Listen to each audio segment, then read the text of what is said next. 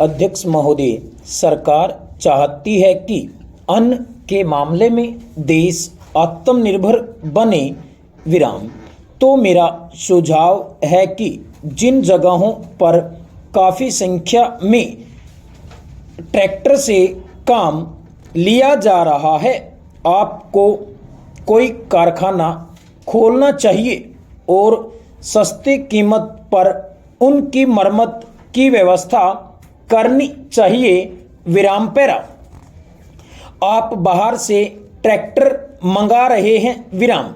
मैं समझता हूं कि यह सारा रुपया व्यर्थ व्यय किया जा रहा है विराम। मेरा सुझाव है कि इस देश में ही ट्रैक्टर बनाया जाए। बाहर से खेती के सामान जो आ रहे हैं कारखाने से होकर ही आ रहे हैं विराम।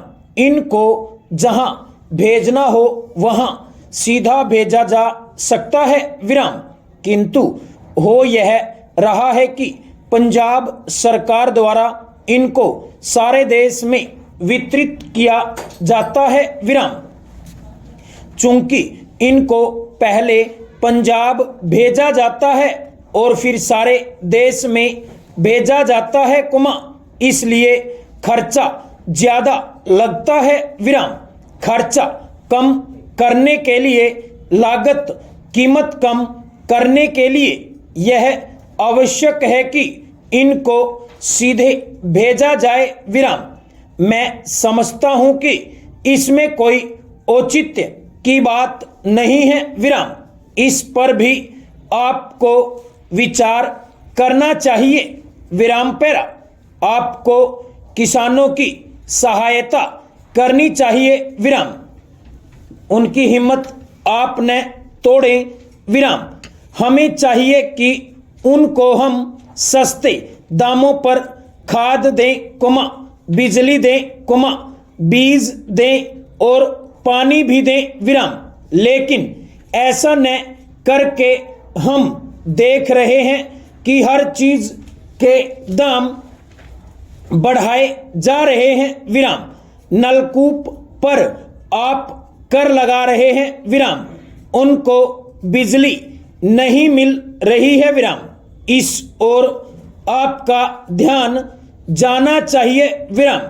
वास्तव में आप कृषि की उन्नति चाहते हैं तो सिंचाई के लिए और बिजली का काफी इंतजाम होना चाहिए विराम। जब तक सिंचाई और बिजली का इंतजाम नहीं होगा तब तक खेती की उन्नति नहीं हो सकती विराम।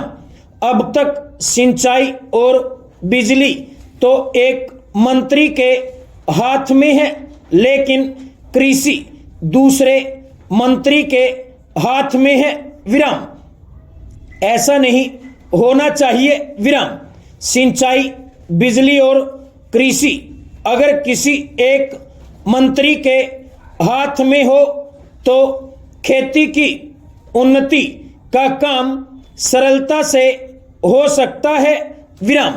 मेरा निवेदन है कि इस ओर भी आपका ध्यान जाना चाहिए विराम।